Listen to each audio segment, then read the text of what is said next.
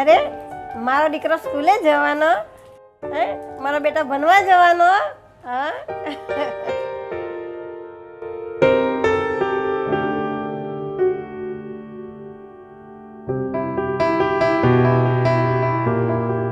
Mummy, મારે ભાઈની જેમ સ્કૂલે જવું છે. મને કેમ 5મા ધોરણથી ઉઠાડી દીધી? તારા પપ્પાને કે, એ બધી મને કઈ ના ખબર પડે. પપ્પા, મને હજી વાંચતા લખતામાં ના આવડ્યું છે. તમે મને ઉઠાડી દીધી. મારે હજી ભણવું છે. તું ભણીને શું કરીશ? તારે ક્યાં કલેક્ટર બનવું છે? તારે તો મોટા થઈને સાસરે જ જવાનું છે ને. વાંચતા લખતા આવડી ગયું એટલે બસ જાઓ. પણ ભાઈ તો સ્કૂલે જાય છે ને. વડીલો સામે સવાલ કરે છે. એને મોટા થઈને ઘર ચલાવવાનું છે, સમાજમાં રહેવાનું છે, કમાવાનું છે. તમારે શું કરવાનું છે? તો એને તો ભણવું જ પડે ને. જા માથું ખાતી. પણ પપ્પા, કીધું ને જા. જઈને ઘરકામ શીખો. એ જ સાસરિયામાં કામ આવશે, ડિગ્રી નહીં. જાઓ.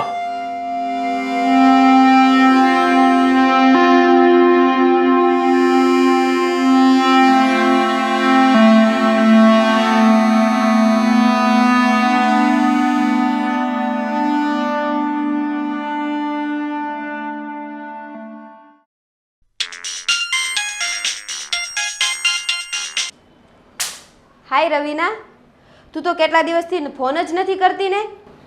હા, શું કરું યાર, તને ખબર છે ને આ જોબમાંથી ફ્રી જ નથી થતી. આખો દિવસ પાર્લરનું કામ તો તને ખબર છે ને, કોઈને કોઈ ક્લાયન્ટ ચાલુ જ રહે છે. તું મહિને કેટલા કમાઈ લે છો?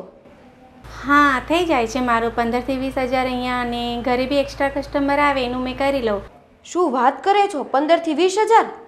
આટલા તો મારો ભાઈ પણ નથી કમાતો. હા, હવે એમ બી તું ફ્રી રહીને શું કરે, તું બી પાર્લરનું શીખી જા તો સારી કમાણી છે. તારું બી બજેટ, બેંક બેલેન્સ થઈ જાય ને તને બી કામ લાગે. પહેલાં તો મારા પપ્પાને પૂછવું પડે. યાર, તારા પપ્પા કઈ સદીમાં જીવે છે? પહેલાં તને ભણવાની દીધી ને હવે તને જોબ કરવાની ના પાડે છે. ચાલ ને હું તને વાત કરીને કહું. કોની સાથે વાત કરે છે? પપ્પા, રવીના છે. બતાવ ફોન. ઠીક છે, બહુ ફોનમાં નહીં પડે રહેવાનું. પપ્પા, એક વાત કહું, આ રવીના દર મહિને 15 થી 20 હજાર કમાઈ લે છે, તો મને પણ પાર્લર શીખવા દો ને. તારે જોબ કરવાની શું જરૂર છે? અમે મરી ગયા છીએ? અરે આ સમાજના લોકો શું વાત કરશે કે આ પરેશ છોકરીની કમાણી ખાય છે અને જ્યાં ત્યાં ભટકવું પડે. પાર્લર એમનેમ ના ચાલે. આપણે એવું રેડિયાળ નથી બનવાનું. અને તમારે જે કાંઈ કરવું હોય ને એ સાસરે જઈને કરજો. પણ પપ્પા, હું કામ ધંધો શીખેલી હશ તો મારા પતિને પણ મદદરૂપ થઈશ. અને આજકાલની છોકરીઓ કમાય જ છે ને. અરે પણ અમે તમારા માટે મૂર્તિઓ જેવો ગોતીશું કે બહાર કમાવા જવાની જરૂર જ ન પડે. શું કેવું પપ્પા? બરાબર છે. ને ઘરની આબરૂ ઘરમાં રહે ને એમાં જ બધાની ભલાઈ છે. એટલે તું આ ખોટી ચીજ છોડી દે ને ઘરમાં રહીને ચૂલા ચોખ્ખા કરો. ભવિષ્યમાં એ કામ આવશે. સાચી વાત છે.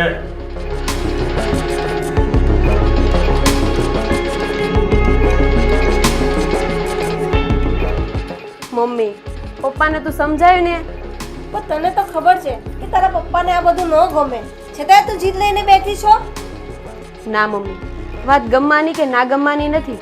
વાત એ છે કે પપ્પાને મારા પર ભરોસો નથી. એમના મનમાં એમ છે કે છોકરી બહાર જશે, કંઈ ભૂલ કરશે, કોઈ સાથે ભાગી જશે. પણ મમ્મી, બધી છોકરી સરખી નથી હોતી. ગોપી, આ તું શું બોલે છે? એનું તને કઈ ભાન છે? હા, મને બરોબર ભાન છે અને બધું દીવા જેવું ચોખ્ખું દેખાય છે. મને ખબર છે મને શું કામ ન ભણાવી અને હવે શું કામ જોબ નથી કરવા દેતા. ભાઈ પોતાનું કેરિયર બનાવી શકે તો હું શું કામ નહીં? આ 4 દિવાલ વચ્ચે મારો પણ જીવ મૂંઝાય છે. મારે મારી જિંદગી તારી જેમ રસોડામાં અને છોકરા મોટા કરવામાં પૂરી નથી કરવાની. પાણી હવે નાકની ઉપરથી જતું હોય એવું લાગે છે. હવે મારે દીકરીના હાથ પીળા કરવા જ પડશે.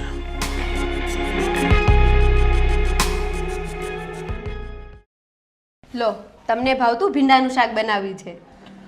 તો આ રોજ રોજ સારું સારું મને ભાવતું નહીં બનાવે. એક તો ઓલરેડી વજન વધી ગયું છે અને આ સારું સારું ખવડાવીને મારી ફાંદ પણ વધી જાય. હવે ક્યાં તમારે છોકરી જોવા જવું છે ત્યાં ફાંદો નડે? તમે તમારે જલસા કરો ને. બા, જય શ્રી કૃષ્ણ. ઓફિસે જાઉં છું. જય શ્રી કૃષ્ણ. સાંભળો છો, ઓફિસેથી આવો ને ત્યારે 2 કિલો સફરજન લેતા આવજો બા માટે. અને તારા માટે કઈ લાવવાનું છે? હા, લેતા આવજો ને. 5 રૂપિયાનો ભૂતડો. હે?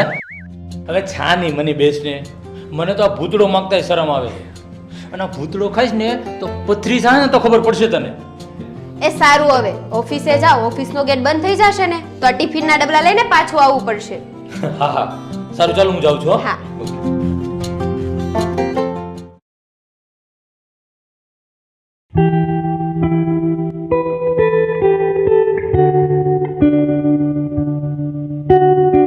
આજે વિધિ સ્કૂલે જશે, સારો સારો નાસ્તો કરશે. અને હા વિધિ, નાસ્તાનો પૂરો ડબ્બો છે ને ખાલી કરી નાખજે, ઓકે?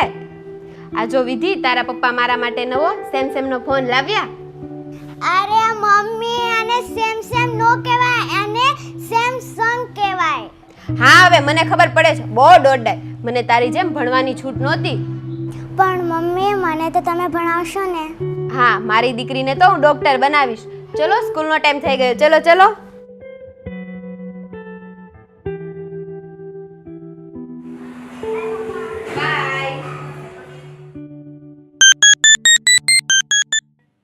હેલો.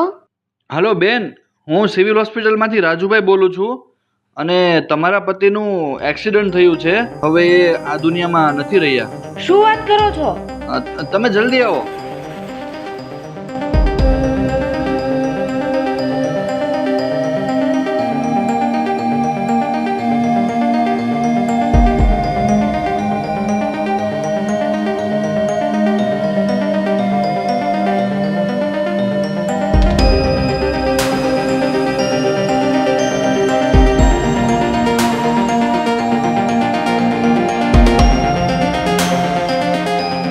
દીકરા, ભગવાનની મરજી આગળ કોઈનું થોડું કાંઈ ચાલે છે. જે થયું તે હરી ઈચ્છા. બસ હવે તો આ જિંદગી કાઢવી જ રહી. દુઃખી ના થા દીકરા. આકાશ, આપને હવે વિધિને અહીંયા જ ભણાવવાની છે, તો એની એડમિશન માટે મને 5000 રૂપિયા આપને.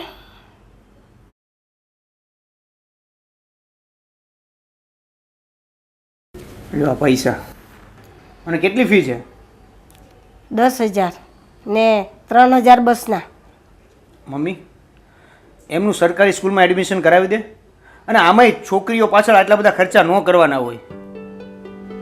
અને હા, હું એવું કહેતો હતો કે ગોપીનું કંઈક સારું ઠેકાણું ગોતીને એને પરણાવી દઈએ ને. તારી વાત સાચી છે.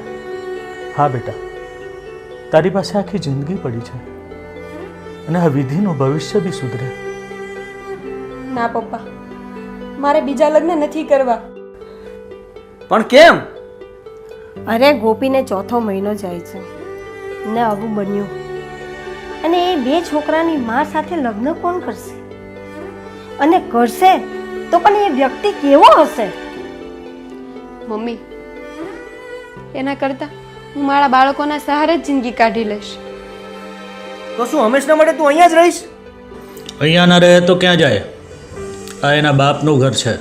પપ્પા, મારા એકલા ઉપર આ આખું ઘર ચાલે છે. અને એ પણ માંડ માંડ. ઉપરથી આ તમારી બંનેની દવાનો ખર્ચો.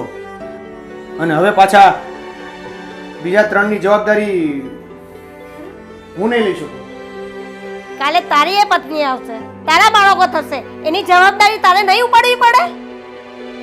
એટલે જ કહું છું કે ત્યારે શું કરીશ? પપ્પા, આકાશ બરાબર કહે છે. તે મારી જવાબદારી શું કામ ઉપાડે?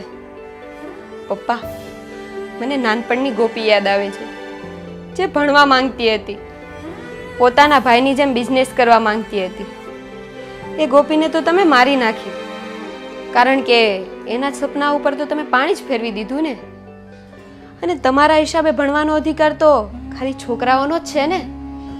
પણ હું ખુશ હતી, મારી માની જેમ, બીજી હજારો સ્ત્રીઓની જેમ, પપ્પા માટે, પતિ માટે, બાળકો માટે બલિદાન આપતી રહી. અને એ જ વિશ્વાસની સાથે હું જીવતી રહી, મારી રક્ષા કરવા માટે, મારું ઘર ચલાવવા માટે, મારા અને મારા બાળકોની જવાબદારી ઉપાડવા માટે.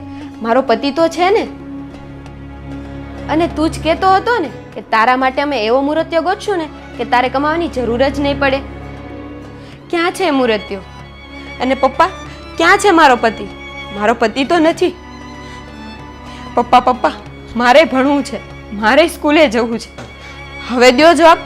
તારે ક્યાં ભણીને કલેક્ટર બનવું છે? હું રોડ પર આવી ગઈ. ભાઈ રાખવા તૈયાર નથી. પતિએ હાથ વચ્ચે નોંધારી મૂકી દીધી. આજે હું ભણેલી ગણેલી હોત, થોડું ઘણું કામ જાણતી હોત, તો તમારે આશરે આવીને ન ઊભી હોત, કોઈના પર ભાર ન થાત. પપ્પા, તમે મને શું કામ ન ભણાવી? ને કેમ અમને એવું શીખવાડવામાં આવે છે ભણવું, નોકરી કરવી, ઘર ચલાવવું એ પુરુષોનું જ કામ છે? હંમેશા સ્ત્રીઓને પુરુષ પર કેમ નિર્ભર રાખવામાં આવે છે? અમને કેમ આત્મનિર્ભર નથી બનાવતા? શિક્ષણ મેળવવું એ દરેક વ્યક્તિનો જન્મસિદ્ધ અધિકાર છે. ને તમે કોણ અમારાથી અધિકાર છીનવવા વાળા? હું મારી દીકરીને શિક્ષણથી વંચિત નહીં રાખું. હું એને આત્મનિર્ભર બનાવીશ. બેટા, હું તારી સાથે જ છું. ભૂતકાળમાં મેં જે ભૂલ કરી ને એનું પ્રાયશ્ચિત કરવા માંગુ છું. હજી મોડું નથી થયું. હું તને આત્મનિર્ભર બનાવીશ. બેટા.